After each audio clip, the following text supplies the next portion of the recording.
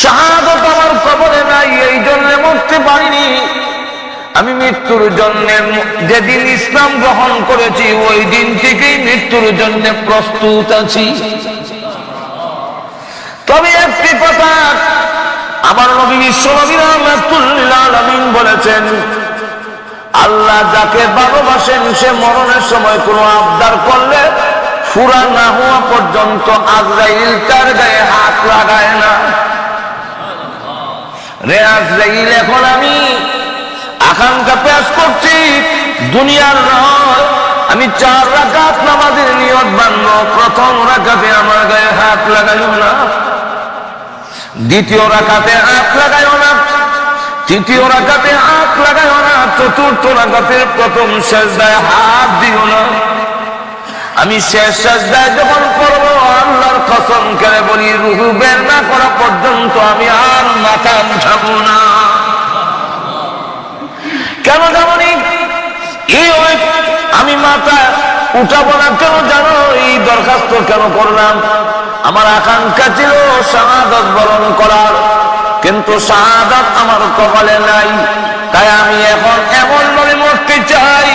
আমার আল্লাহ বলেছেন, হাদিসে কুদসির মধ্যে আছে, আল্লাহ বলেন তোমরা যখন সিজদা দাও তখন দেখতে দেখা যায় কার্পেটের মধ্যে সিজদা দাও, যখন সিজদা দাও তখন দেখতে দেখা যায় মাটির মধ্যে সিজদা দাও।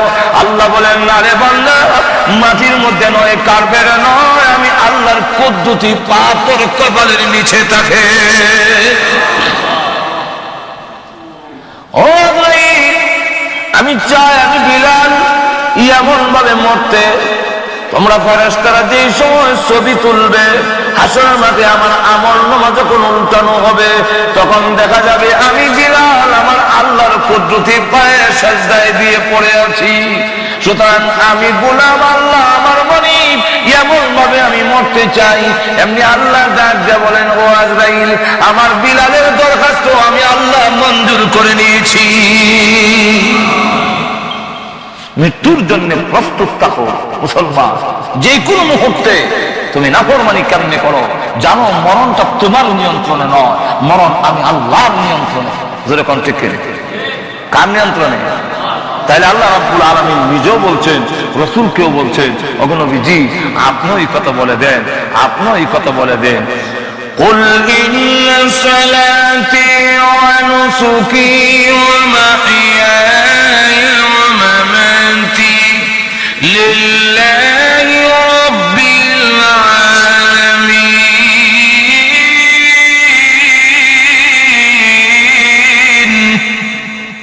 হে রাসূল, আপনি বলে দিন আমার নামাজ, আমার কুরবানি, আমার জীবন, আমার মরণ ওই আল্লাহর জন্য যিনি তামাম জগতের পালনেওয়ালা। আসেনি কোরআন আয়াত, একটু জোরে বলেন। আল্লাহ রাব্বুল আলামিন বলছেন, লম্বা করার সময় নাই, সুযোগ নাই। আল্লাহ রাব্বুল আলামিন বলেন, ইউমিতুকুম, আমি আল্লাহ তোমাদের মরণ দিব। আমরা আল্লাহর দরবারে যাইতেই হবে। একটু জোরে কর, যাব না যাইতাছি? দেখছেন, এর লাগে তো আমরা এই দশা। আমরা মনে করি জামু, আল্লাহর দরবারে জামু না, যাইতেছি। একটু জোরে করেন। আমরা যত সময় যাইতেছে অত আল্লাহর দিকে যাইতেছি না জামু। জামু কথাটা বোঝা যায় ভবিষ্যৎ, এখন না, জামু সময়। আর যাইতেছি বোঝা যায় এখন থেকে যাইতেছি। সুতরাং এখন থেকে রেডি হও। আরো জোরে এখন ঠিক কিনা? সিলেট দিয়ে উদাহরণ দিই তো বুঝবেন বালা। দেখুন সিলেট দিয়ে, কারণ আমি তো বক্তা হলাম বাংলাদেশে, আমেরিকার এক্সাম্পল দিলে তো ক্ষমতা না। আর সব এক্সাম্পল তো আমি এখান থেকে দেওয়া সম্ভব না। যে সময় আমেরিকার ওই সময় আবার আমেরিকার, তো বাংলাদেশ থেকে আইছি, সব এক্সাম্পল বাংলাদেশের। বাংলাদেশের মনে করেন সিলেটের শহরের এক মেয়ে বিয়ে দিলেই সে করে ও সুনামগঞ্জ নাইলে তারা ভাষা দিরাই বাড়ি এলাকা কোন মেয়ে গিয়ে থাকতে চায় না। বাড়ি এলাকার পরিবেশ বাড়া না, বাহির বাড়ি আইলে আর যায় না। তো স্বামী আরেকদিন করছে কি, তা চালাই করছে নিবার লেগে একটা ইঞ্জিন চালিত ট্রলার নৌকা লুয়েছে। নৌকায় নিয়ে একটু দূরে নৌকা রেখা এখান থেকে সুরমা নদীর পাড়ে আইটা আইসে শ্বশুর বাড়ি আয়া খাওয়া দাওয়া করছে, কিছু আলাপ সালাপ করার পরে সব যখন ঘুমাইছে গরমের সময়, এখন তো সব ঘুমাই দিছে, চলো আমরা একটু সুরমা নদীর পাড়ে একটু আইটা উইটা দেখি কেমন সুন্দর লাগে। ওটা হইয়া ঘর থেকে বাইর করিয়া ওয়াইশা, ওয়াইশা মানে সিলেটের ভাষা হইলো ওয়াইশা, আর আমরা আলগি দিয়া, আলগি দিয়ে না নৌকা তুলে দিছি, তুলছে পরে এখন নৌকার বসে ইঞ্জিন স্টার্ট দাও দিছে, ইঞ্জিন স্টার্ট, নৌকা চলছে ধীরে দিকে। মেয়ে হয় আমার তো তাল লইয়া যায় কি, তখন বুঝি লাইছে, বুঝা পড়ছে কি তার নৌকার যে ঘোড়া, ঘোড়া বোঝান তা না, মাঝখানে যে একটা দেয় ওইটার মধ্যে গিয়ে ফেস দিয়া ধরছে, দই দিয়া স্বামীর বাড়ির দিকে ফিস দিয়া বাপের বাড়ির দিকে রূপ দিয়া হয়, আমি যাইতাম না। যাইতাছে নি ওদের কিছু কই না, যাইতাছে নি না যাইব, মেয়ে তো স্বামীর বাড়ির দিকে ফিস দেওয়া তো যাইতেছে কেমনে, স্বামীর বাড়ির দিকে ফিস দিয়ে শক্ত করে বুড়া নৌকার বুড়া দইয়া হয়, আমি যাইতাম না, যাইতাম না তো ঠিক হয়, নৌকা যাইতেছে ঠিক কিনা, সে যাইতেছে ঠিক তেমনি ভাবে আমাদের চাল চলন আখিরাতের দিকে ফিস দিয়ে রাখছি, দুনিয়ার দিকে মুখ দিয়ে রাখছি, আর বোঝা যায় চাল চলনে যাইতাম না। আর আমি যে সময়ের কাটার মধ্যে বসা, এটা চক্কর লাগাইতে ইঞ্জিনের সাজিত নৌকার মতো যাইতেছে, সময় যাইতেছে, এই কারণে যতটা মিনিট যাইতেছে ততটা মিনিট আমি আল্লাহর দিকে যাইতেছি। যেরকম ঠিক কিনা? তাই আল্লাহ রাব্বুল আলামিন বলেন, কাইফা তাকফুরুনা বিল্লাহি ওয়া কুনতুম আমওয়াতান ফাআহইয়াকুম। ও পৃথিবীর মানুষ, কিভাবে তোমরা নাফরমানি করো অথচ তোমরা জানো তোমাদের জীবন আমি দিয়েছি, আবার মরণও আমি আল্লাহ দিব, কেউ ধরে রাখতে পারবে না। তোমাদের মরণ আমি আল্লাহর নিয়ন্ত্রণে, আমি যেই সময় চাই এই সময় নিয়ে আসবো। সুম্মা ইউমীতুকুম, মরণ হবে, ওই মরণের সময় তখন বলবে দুনিয়ার কেউ তোমার আপন নয়।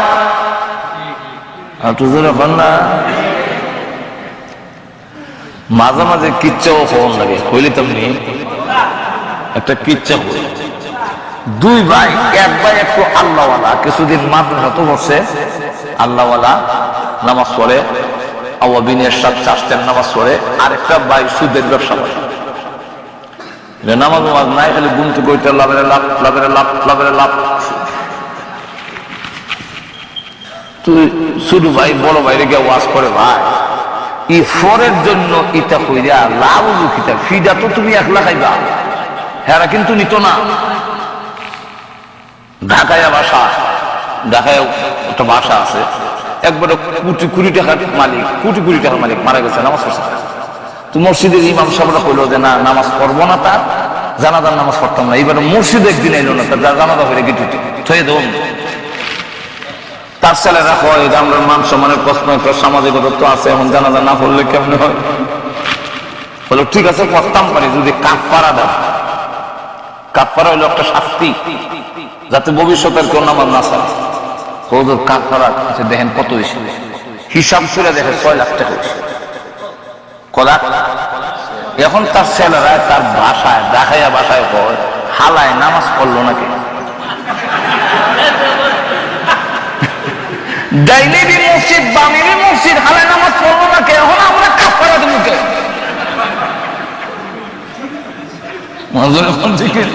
বাসার থেকে বাইরে দিলে ডাইনো মসজিদ আছে, ডাইনেবি মসজিদ বামেবি মসজিদ, হালায় নামাজ, হালাই তার বাসা, হালায় নামাজ পড়লো নাকি, আমরা এখন কাপ্পারা দিব কে? আমরা কাপ্পারা দিব, টাকার মালিক হন আমরা, কামাইছেন আপনি বাবা।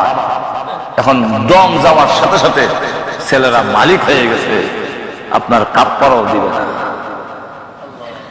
যেরকম ঠিক কিনা? তো ছোট ভাই অসুবিধা হইতেছে আপনাদের, ছোট ভাই বড় ভাইরে বুঝাই, দেখো ইটা কইরা অট্টালিকা করবা, করলে লাভ হইব কিটা? তুমি একলা ফিটা খাইবা, গুনার ফিটাটা কিন্তু তুমি একলা খাইবা, কেউ নিত না, বউ নিত না, উড়িও নিত না, কুয়াও নিত না, কেউ নিত না, ফিডারা একলা খাওয়ানো লাগবো। আর বুক করবো তোমার জিনিস সকলে, তোমার বন্ধকে নাই 100 টাকা, 5,500 কাপড় আছে কিছু নেই। তো হে বেটা তো পয়সার জানজাত ফিরে রয়েছে, এই ওয়াজ তো তার গুসা লাগে, কখন সন্ধ্যা তার চলেনি ওয়াজ করতে জায়গা পাস না। আমি আমার বউ বাচ্চার জন্য, মা বাপের জন্য করি, আর তুই ফরের লেগে করি, তুই সব মূল্য হইয়া দেখে ফরের লেগে করছি। কফর কেউ আপন একদিন 2 দিন 3 দিন যখন ওয়াজ করছে, 8 দিন পর তুই আমার বুঝাইতে পারবি না ফর কেমনে। আপন আমার সন্তান, আমার বউ, আমার মা বাপ, ফর হইল কেমনে বুঝাইতেন দেখি। বুঝাইতে গেলে হাদিসের মধ্যে আইছে মুতু ক্বাবলা আন তামুতু, মরার আগে মরো। তুই বুঝিলে কে আপন আর কে। ও কেমনে মরতাম, ফাঁসি লেগে যে মুগি না, মরার একটা বাপ সকলের সামনে তুমি কইবা, চিৎকার দিবা, আমার ফেরের বেদনা হইতেছে। এটা হইল একটা অভিনয়। কইয়ার পরে নাম বইয়া পুরি যাবে, দাঁত দাঁতে কামড় যা ধরে রাখবা, হাত শক্ত করে রাখবা। আর আমি না কোয়া পর্যন্ত আর জিতা হইত।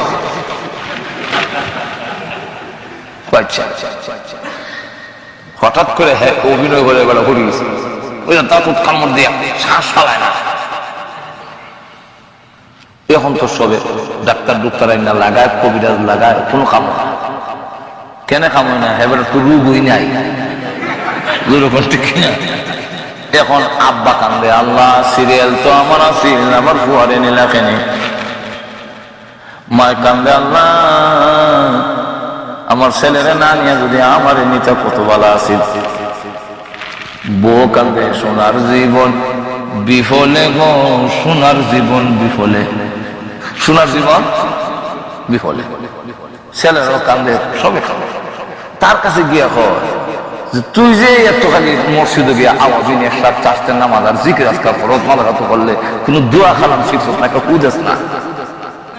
এখন দোয়া তো শিখছি, খুব গরম দোয়া আমার কাছে আছে, লাগা গরম দোয়া।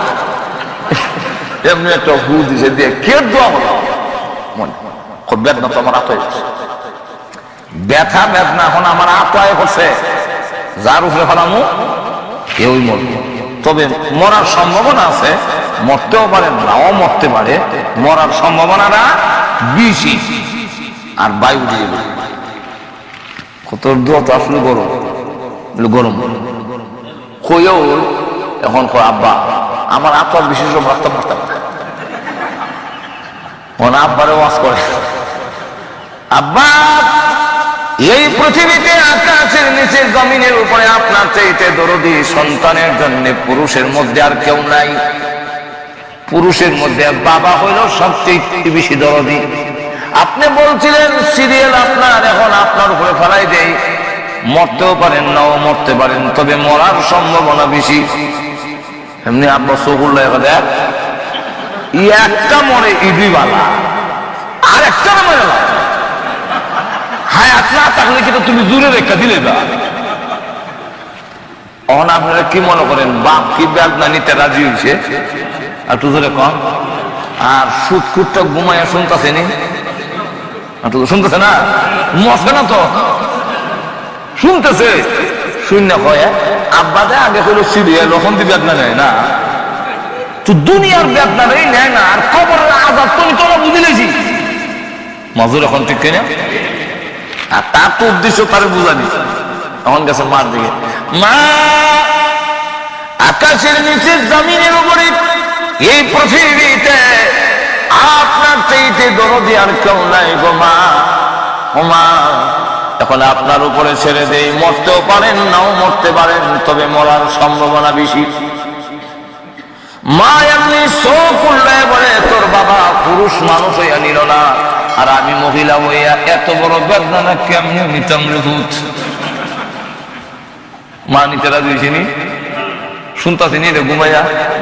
আর তুজরে কন্যা সে ডাক দিয়ে বলে মাকে বলবো আমাকে না নিয়ে, আমার ছেলেকে না নিয়ে আমাকে নিলে ভালো আছিল, এখন বেদনা নেই না।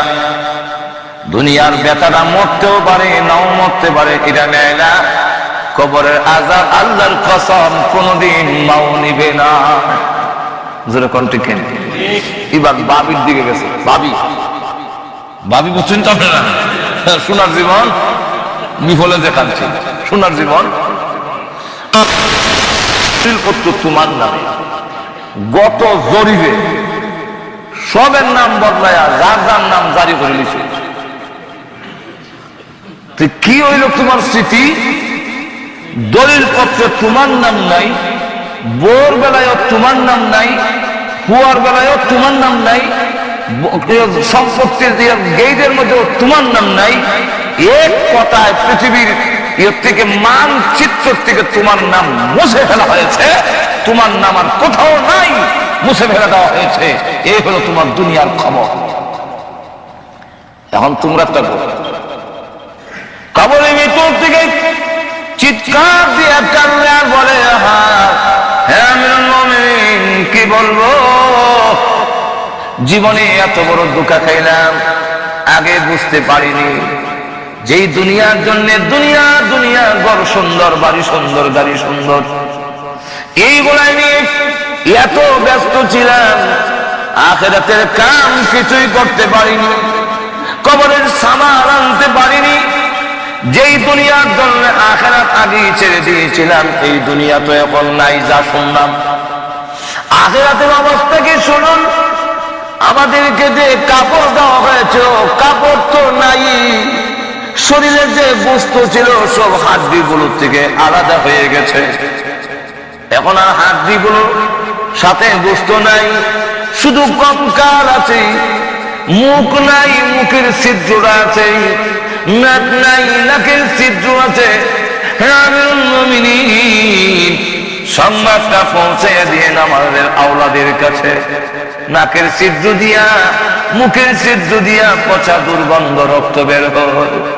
হাজারো চিৎকার দেই, কেউ আমাদের ডাকে আর সাড়া দেয় না, কেউ জবাব দেয় না। সকল মানব গোষ্ঠী ভুলে গিয়েছে। আমার আওলাদেরা আমাকে ভুলে গিয়েছে, আমার সন্তানরা ভুলে গিয়েছে। কাপড় নাই, কবরের মধ্যে নাকের ছিদ্র দিয়া, মুখের ছিদ্র দিয়া পচা রক্ত বের হয়। এখন চিৎকার দিল, কেউ সাহায্যের জন্য হাত বাড়ায় না। আমিরুল মুমিনিন যখন এই সম্মান আত্মীয় স্বজনের কাছে পৌঁছাইয়া দিয়েছে, ও দুনিয়ার মানুষ, তোমাদের আত্মীয় স্বজনের কবরের হালত হলো এই হালত, শুনে রাখো। আল্লাহ রাব্বুল আলামিন বলেন, সুম্মা ইউহীকুম, তোমাদের মরণ দিবেন। আল্লাহ রাব্বুল আলামিন তোমাদের মরণ দিবেন, আবার জীবিত করবেন। সুম্মা ইউহীকুম, এটা হলো এক জীবিত। প্রশ্নের পরে যখন শেষ হয়ে যাবে, এরপর একটা হলো আবার যখন নাকি আল্লাহ হুকুম দিবেন সকলকে উঠানোর জন্য, ইসরাফিলকে বলবে সিংহায় ফু দাও। ওই সময় শরীরে কোনো কাপড় থাকবে না, জুতা থাকবে না, কোনো কাপড় থাকবে না, উলঙ্গ অবস্থায় আল্লাহর দরবারে উঠবে। আম্মা জানা আয়েশা সিদ্দিকা রাদিয়াল্লাহু আনহা আল্লাহর নবীকে প্রশ্ন করেন, ইয়া রাসূলুল্লাহ, কবর থেকে কি সব উলঙ্গ উঠবে? বলে হ্যাঁ। তখন আপনার মেয়ে ফাতেমা, আপনার স্ত্রী আয়েশা, তারাও কি কিয়ামতের মাঠে উলঙ্গ হবে? আল্লাহর নবী বলেন, হ্যাঁ, আমার স্ত্রী আয়েশা, আমার কন্যা ফাতেমা, তারাও কিয়ামতের মাঠে উলঙ্গ হবে। তখন আম্মা জানা আয়েশা বলেন, ইয়া রাসূলুল্লাহ, আমি আয়েশা যেই কেউই হই না কেন, আমি তো বিশ্ব নবীর আদরের স্ত্রী। ফাতেমা তো বিশ্ব নবীর কলিজার টুকরা সন্তান। ফাতেমা যদি কিয়ামতের কঠিন ময়দানে উলঙ্গ হয়, ওগো নবীজি, আপনার স্ত্রী আয়েশা যদি কিয়ামতের মাঠে উলঙ্গ হয়, আপনার কি লজ্জা হবে না? আপনার কি শরম হবে না? আল্লাহর নবী তখন ডাক দিয়ে বলেন, আয়েশা, তুমি মনে করছো দুনিয়ার মতোই, এই কারণে তোমার সন্দেহ যাচ্ছে। ও আয়েশা, কিয়ামতের কঠিন ময়দান দুনিয়ার মতো নয়। কিয়ামতের মাঠ এমন একটি মাঠ হবে, এমন ভয়াবহ অবস্থা হবে, একজন আরেকজনকে দেখবে দূরের কথা, নিজের পরিধানের কাপড় নাই, একটা লোকেরও খবর থাকবে না। সকল মানুষ নফসি নফসি উপর দিকে তাকায় থাকবে, আরেকজনের কাপড় দেখবে দূরের কথা, নিজের পরিধানে কাপড় নাই, একটা লোকের খবর নাই। এই অবস্থা সকলে মহান আল্লাহর দরবারে উঠবে। আল্লাহ রাব্বুল আলামিন বলেন উঠবা যে কবর থেকে আবার জিন্দা করুন, আবার যে আমরা জিন্দা করবো, এটার প্রতি তো আপনার ঈমান আছে, যখন আসেনি না নাই? এই জন্য ঈমান মুফাসসিরের মধ্যে আছে না, ওয়াল বাসি বাদাল মাউত, ওয়াল বাসি বাদাল মাউত, এর অর্থই জানা বাস দেয়া উঠতে যাবেন, ওয়াল বাসি বাদাল মাউত, মরার পরে পুনরুত্থান, কিয়ামতের মাঠে আবার যখন উঠবেন তখন আল্লাহ রাব্বুল আলামিন বলেন সুম্মা ইলাইহি তুরজাউন, উঠটা আর কোনো কাউন্টার নাই, আর কোনো রাস্তা নাই, আর কোনো অন্য পথে নাই যে এই পথ দিয়ে আমি সুরাই পথে চলে যাব, অন্য কোনো ধোঁকা দেওয়া যাবে, আর কোনো রাস্তা নাই। ইলাইহি তুরজাউন, তোমরা সকলেই আল্লাহর দরবারে ফিরে যেতে হবে। ওই দিন কিয়ামতের মাঠে যখন উঠবে তখন নিচের জমিন তামা, সূর্যরা মাথার কাছে। আল্লাহ রাসূল বলেন চৌকে সুরমা দিতে গেলে সুরমা দানিতে একটা সরা থাকে যেটা দিয়ে লাগায়, এটা দুধ লম্বা, সূর্য আর মাথার মাঝখানে এতটুকু ভাগ থাকে। আমরা কই আদাতের কোন গণনা নেই। এই চৌকে সুরমা দিতে গেলে যে সলা, এটার সমান লম্বা থাকবে। বর্তমান সূর্যটা হলো বিজ্ঞানীদের হিসাব মতে 9,30,00,000 মাইল দূরে, আর ওই দিন থাকবে সূর্যটা এত কাছে। 2 নম্বর হলো বর্তমানে বিজ্ঞানীরা বলেন 6,000 বা 6,000 সেলসিয়াস বা সেন্টিগ্রেড হলো সূর্যের পাওয়ার। কিন্তু হাসরের মাঝে আল্লাহ রাসূল বলেন বর্তমানে যা পাওয়ার আছে হাসরের মাঝে এটার পাওয়ার আরো 70 গুণ বাড়াইব। জাহান্নামের 30,000 মাথা আছে, প্রত্যেকটা মাথার মধ্যে একটা করে মুখ আছে, প্রত্যেকটা মুখের মধ্যে 32,000 করে দাঁত আছে। এক একটা দাঁত হলো উহুদ পাহাড়ের সমান। জাহান্নামের একটা নাক আছে, ছিদ্র করে রশ্মি লাগানো আছে। এই রশ্মির মধ্যে শক্তিশালী 19 জন ফেরেশতা ধরে রাখছে। এরা হইল 19 জন হইল শক্তিশালী, আর এক একজনের অধীনে হইল 70,000 করে। ছোট্ট যে ফেরেশতা তার আয়তন হইল, আল্লাহ রাসূল বলেন কানে লতির থেকে কান পর্যন্ত 700 বছরের রাস্তা। এত বিশাল ফেরেশতার বাহিনী রশিদার দইরা জাহান্নাম বর্তমানে আছে কোন 700 জমিনের নিচে। যত নদ নদী আছে তত সব ভরিয়ে নেবে কিয়ামতের সময়। এখন যত জায়গায় নদী আছে তত জায়গায় রেখা দিয়া হাসরের মাঝে জাহান্নামের এক একটা আগুনের জিহ্বা বের হবে। আল্লাহ বলবেন ফেরেশতাকে টান দিয়ে আনো, জাহান্নাম হাসরের মাঝে আনো। ওয়াজিআ ইয়াউমা ইযিন বিজাহান্নাম, তো জাহান্নাম যখন আসবে ওই সময় জাহান্নাম আসার সময় তাকাদু তামাইয়াজু মিনাল গায়ব, গুসায় কটমট করে দাঁতে দাঁতে বাড়ি লাগায় কট কট কট করে আওয়াজ হইতাছে। আর যেভাবে আইতাছে ক্ষুধার্ত, তুমি আমাকে বলছিলে যে মানুষ আমারে খাওন দিবা, আমি এত বছর ধরে উপাস খাওন হয় না, আজকে যে হয়ে গেছি জমা মানুষ ক্ষুধার্ত ভাগের মতো, তখন হটমট করে সামনের দিকে আসবা। টানের সুদে এত শক্তিশালী ফেরেশতারাও কন্ট্রোল করতে পারে না, জাহান্নামের আটকাইতে পারে না, এমনি টান দেয় সময়। তাফসীরের কিতাবে লেখে আমাদের দেশের বড় বড় সার বিশাল দেখা এগুলার যে সময় ব্যান্ডাই মানে তার যে সময় উঠে ভাগ উঠে, এই সময় মালিক এমনি টান দিলে মালিক অটোমেটিক সাথে সাথে ধরে কন্ট্রোল করতে পারে না, জাহান্নামকে কন্ট্রোল করতে পারছে না। এই অবস্থায় যখন নাকি শুরু হয়েছে, হঠাৎ করিয়া তাফসীরে মারিফুল কোরআনে লেখে যে রশিদে ছুটে গেছে ফেরেশতার হাত থেকে, ছুটে গেছে পরে আপনার দেশের এরকম লাফায় বড় সার যদি মালিকের হাত থেকে ছুটি যায়, তখন পিছনে পিছনে মালিকের দৌড়ায় আর কয় ছবিরানি তবিরানি সাবধান, আমার দেহ ছুটি গেছে কি সাবধান হারাই দিব। এটা করে দৌড়ায় চিল্লা, ফেরেশতারা দৌড়ায় কয় জাহান্নাম ছুটি গেছে কি, জাহান্নাম ছুটি গেছে কি। এই অবস্থা দেখা হাসরের মাঠে পিছনে যারা আছে এরকম সামনে যাও আগুন হইতেছে, সামনের লোকেরা কয় পিছনে যাও, পিছনে সামনে আগুন হইতেছে। পিছন ডাইনে যারা আছে এরকম বামে যাও আগুন হইতেছে, বামে যারা আছে এরকম বাম দিক থেকে আইতেছে ডাইনে যাও। এখন চাপ দেয় কিন্তু নড়বার জায়গা নাই। এই অবস্থায় তখন নবীরা পর্যন্ত কইব উম্মতের দরকার নাই, আল্লাহ আগে আমারে বাঁচাও, যে অবস্থা শুরু হয়েছে, চতুর্দিক দিয়ে গ্রাস করে ফেলছে, জাহান্নাম তো খাইলে গ্রহণ। আল্লাহ নবী উম্মত লাগতো না, আমারে বাঁচাও। আর সমস্ত কলি গৌস কুতুবরা কইব আল্লাহ মুরিদ লাগতো না, আমারে বাঁচাও। বন্ডরা কইব আল্লাহ আমি কোনো ফিরই আসলাম না, ফ্যাট ফালবা লেগে একটা বাধ্য ছিলাম, আল্লাহ আমার উপায় নাই। এখন মা মা আল্লাহ আমার হুয়া নাই, হুয়া কয় মা নাই, বাবা আমার হুয়া নাই, বউ কে জামাই, জামাই করেন আল্লাহ আমার বাঁচাও। এই পরিস্থিতি যখন সৃষ্টি হবে, এমন একটি পরিস্থিতিতে আল্লাহ বলেন হাসরের মাঠে তোমাদের ইলাইহি তুলজাউন, তার দরবারে তোমার দাঁড়াতে হবে। এই কথা বিশ্বাস হওয়ার পরে তার নাফরমানি করো কোন যুক্তি থেকে? মাজুরে কোন ঠিক নেই, ঠিক নেই। এখন আল্লাহ রাব্বুল আলামিন বলে যে ঈদের থেকে বাঁচতে চাওনি, এমন পরিস্থিতি থেকে আপনারা চাইনি রেহাই পাইতে। আল্লাহ জোরে কোন আল্লাহ রাব্বুল আলামিন একায়েতের মধ্যে বলে যদি চাও তো দুনিয়া থাকতেই কিছু পয়সা খরচ করিয়া তোমার খালি গড় সুন্দর করো না, কিছু মসজিদ, কিছু তোমার ছেলে মেয়েগুলোকে দিনের লাইনে, নামাজের লাইনে খাড়া করে দিয়ে যাও।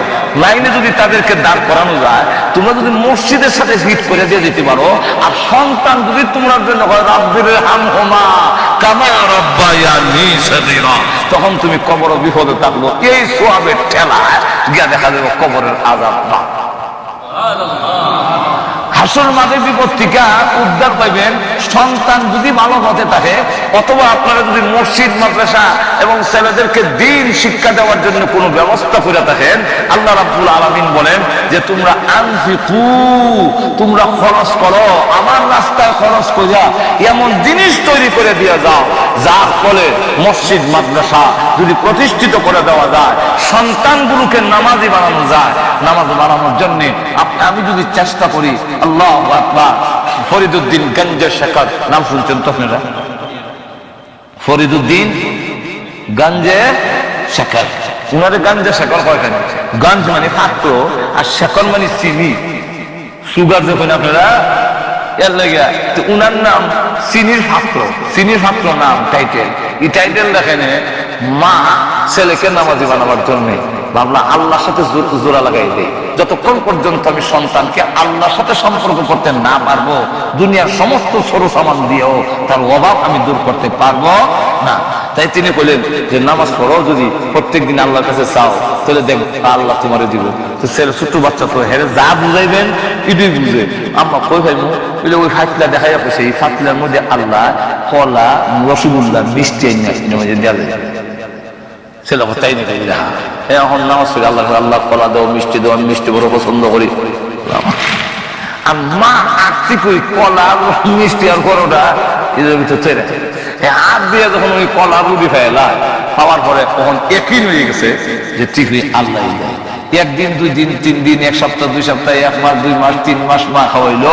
আরেকদিন ঘটনা কমে মা বাসায় নাই, ছেলে বসে মক্তব থেকে আইও কয় না থাকলে কোনো অসুবিধা নাই, কলা রুটি তো আমার আল্লাহ দেয়, মার দরকার কি? এমনি এখন নামাজ পড়িয়া হাত উঠাইছে, হাইতলার মধ্যে আসেনি কিছু, আজকে তোর কিছু নাই মাথা দিয়ে থেকে ভাবছিল যে ছেলে ছেলে আইবার আগে আগে দিলেই গো। এখন দেখা যায় মা দৌড়ে আসতেছে আর ছেলে এইদিকে এখন আসতে কান্দে, আল্লাহ আমার মা আজকে ঘরে নাই, একটু কলা রুটি ভালো দিও, অন্যদিন থেকে আজকে একটু বাড়া দিও। কি কথা কইয়া দোয়া কইয়া যখন ভাইটা হাত দিছে তখনও কলাও নাই, মিষ্টিও নাই, রসগোল্লা কিচ্ছুই নাই। কিন্তু যেই মাত্র হাত দিছে আল্লাহ ডাক দেয়া হয়, ও ফেরেশতা তাড়াতাড়ি যাও। এতদিন পর্যন্ত তার মা দিয়া নাম দিছে আমার, আর এখন যখন আজ দিয়া কোনটা হয়তো না, সারা বদনাম আমার হইব। তাড়াতাড়ি যাও, তার হাতটা হাতুলে পৌঁছার আগে আগে জান্নাত থেকে কলা আর রুটি নিয়ে পৌঁছাইয়া যাও। এখন কলা রুটি ভাইয়া দেখে এত সুঘ্রাণা, এত মজা, তখন বুঝছি অতদিন অত বালানা দিলে না, মা পাইতাছেন দেখতে। আর আজকে মা নাই এর লেগে বালা কলা রুটি দিছে, মাশাআল্লাহ আলহামদুলিল্লাহ খাই ভাইয়া। আর মা তো দই যাইতেছে যে হেতো আজকে 20 টাকা দিবে। তখন যে মাত্র গেট দিয়ে ঢুকতেছে এমনি মা আপনি বাড়িতে না থাকলে বালা, বালা থাকলে বালা দেয় না। মা হইতে কিতাব মাতো বলে না, আপনি বাড়িতে থাকলে ভালো রুটি দেয় না, বাড়িতে না থাকলে রুটি খুব বালা দেয়, মিষ্টিও খুব সুস্বাদু মিষ্টি, এত সুঘ্রাণ। ওই দেখেন আমার হাতের মধ্যে এখনো সুঘ্রাণ লেগে গেছে। মা তখন বুঝতে পারলো, আল্লাহ যে উদ্দেশ্যে আমার ছেলেরে এগুলা দিয়ে নামাজ পড়াইতাম, উদ্দেশ্য ছিল আমার ছেলেকে তোমার সাথে সম্পর্ক করে দেওয়া। আমি মার দায়িত্ব এখন আমি বুঝে নিয়েছি, আমার ছেলের সাথে তোমার সম্পর্ক হয়ে গেছে, তার জন্য আমার আর চিন্তা করতে হইতো না। এরপর থেকে দেখা গেছে আর উনি পাওয়ান লাগে না, এখন মা কিছু দেওয়ান লাগে না, ছেলে এখন দোয়া করে প্রত্যেকদিন আল্লাহর কাছ থেকে আনা শিখেছে। তো আপনি আমাদের ছেলে মেয়েগুলোকে ওই লাইনে রাখার জন্য আমরা যা আছে